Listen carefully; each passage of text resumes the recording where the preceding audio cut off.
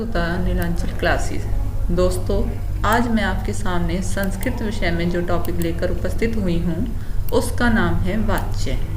चलिए देखते हैं वाच्य क्या है।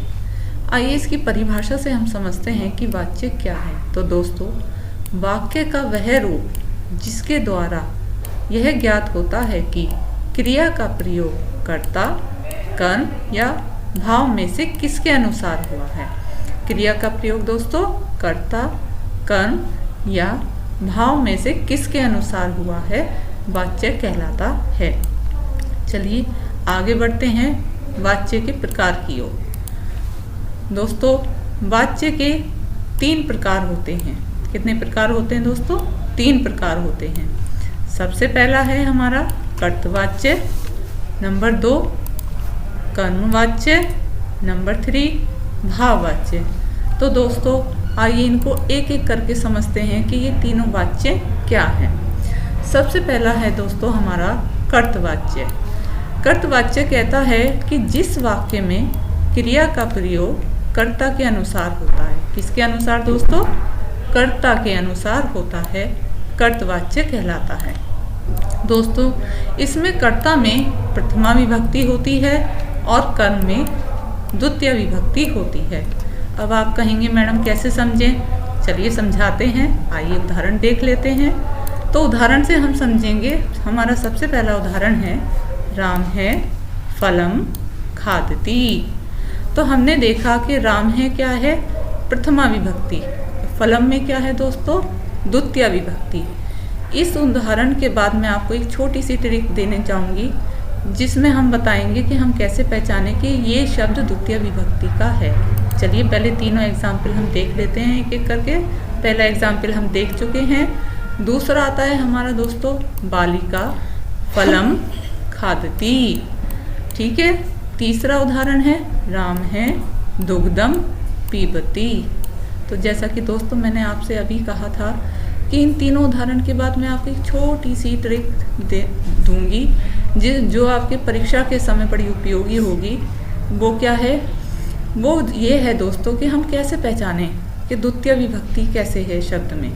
तो दोस्तों, जब भी शब्द में माँ और हलंत आए, लास्ट में माँ और हलंत आए, तो वह शब्द हमारे द्वितीय विभक्ति का होता है। आशा करती हूँ आपके यहाँ तक समझ में आया होगा। चलिए हम आगे बढ़ते हैं अपने दूसरे वाच्य की ओर जिसका नाम है कर्मवाच्य। तो कर्मवाच्य क्या कहता है दोस्तों? जिस वाक्य में कर्म की प्रधानता होती है। किसकी प्रधानता होती है दोस्तों? कर्म की प्रधानता होती है, कर्मवाच्य कहलाता है। और यहाँ दोस्तों क्रिया कर्म के अनुसार होती है। विशेष बात क्या है? क्रिया किसके अनुसार? कर्म के अनुसार होती है, कर्मवाच्य कहलाता है। दोस्तों, इसमें कर्ता में तृतीया विभक्ति तथा कर्म में प्रथमा विभक्ति होती है। और विशेष बात ये है इसमें कि धातु में यते जोड़ देते हैं। क्या जोड़ देते हैं दोस्तों? यते जोड़ देते हैं। इसमें क्रिया कर्ता के वचन के अनुसार होती है। किसके अनुसार होती है? कर्ता के वचन के अनुसार होती है। आइए उदाहरण से समझते हैं। पहला उदाहरण है हमारा रामायण लेख है लिखियते। दूसरा उदाहरण है दोस्तों मया पुस्तकम पठियते। तीसरा उदाहरण है दोस्तों बालकेन ग्रंथः पठियते। तो आशा करती हूँ आपके यहाँ तक समझ में आया होगा दोस्तों। अगर आपको ये वीडियो थोड़ी सी भी पसंद आती है तो इस वीडियो को लाइक और शेयर करना ना भूलें। और दोस्तों, अगर किसी ने हमारे चैनल को अभी तक सब्सक्राइब ना किया हो तो प्लीज़ सब्सक्राइब करें और बेल आइकन को बजाना ना भूलें ताकि आने वाली नोटिफिकेशन आपको सबसे पहले उपलब्ध हो सके। चलिए समय को ना गवाते हुए हम तीसरे वाच्य की ओर बढ़ेंगे जिसका नाम है भाववाच्य। भाववाच्य क्या कहता है दोस्तों? जहाँ क्रिया का संबंध भाव से होता है। किससे होता है दोस्तों? भाव से होता है, भाववाच्य कहलाता है। इसमें दोस्तों कर्ता में तृतीय विभक्ति और मूल धातु में यते जोड़ देते हैं। अब आप कहेंगे दोस्तों कि मूल धातु क्या है? तो दोस्तों क्रिया का जो रूप होता है, मूल रूप होता है, वही मूल धातु कहलाता है। और विशेष बात है इसमें भाववाच्य में कि क्रिया हमारी सदैव अकर्मक होगी। कैसी होगी? अकर्मक। अकर्मक से मतलब दोस्तों बिना कर्म के। ठीक है, चलिए उदाहरण से मैं आपको समझाती हूँ। अभी आपके यहाँ तक क्लियर अगर नहीं हुआ है तो उदाहरण से क्लियर हो जाएगा। हमने देखा अपना उदाहरण नंबर 1, तेन हस्यते। आपने देखा इस उदाहरण में कहीं आपको कोई कर्म दिखाई दिया?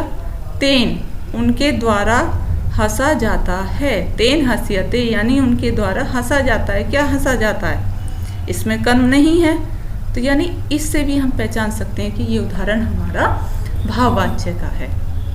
दूसरा उदाहरण है रामेण नृत्यते। तीसरा उदाहरण है दोस्तों हमारा वृक्षणे वर्धते। आशा करती हूँ आपके तीनों उदाहरण समझ में आ गए होंगे।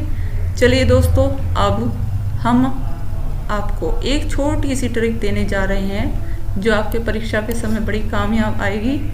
नंबर 1 है कर्तवाच्य। कर्तवाच्य में हम याद रखेंगे कि कर्ता में प्रथमा विभक्ति, कर्म में द्वितीया विभक्ति होती है। और दोस्तों कर्मवाच्य में कर्ता में तृतीया विभक्ति, कर्म में प्रथमा विभक्ति और प्लस इसमें क्या जोड़ देते हैं? धातु में यते जोड़ देते हैं। नेक्स्ट आता है हमारा भाववाच्य। भाववाच्य में दोस्तों कर्ता में तृतीया विभक्ति और धातु में यते जोड़ देते हैं। और विशेष बात क्या बताई थी हमने इसमें कि क्रिया कैसी होगी दोस्तों? ये ध्यान रखना है, क्रिया इसमें सदैव अकर्मक होती है। कंफ्यूज नहीं होना है कर्मवाच्य भाववाच्य में। भाववाच्य में बेटा क्रिया अकर्मक होती है। ठीक है, चलिए अगर ये वीडियो आपको थोड़ी भी पसंद आई है तो इसको लाइक करें, शेयर करें और चैनल को सब्सक्राइब करें। और इस वीडियो की PDF के लिए आप टेलीग्राम को ज्वाइन करें हमारे।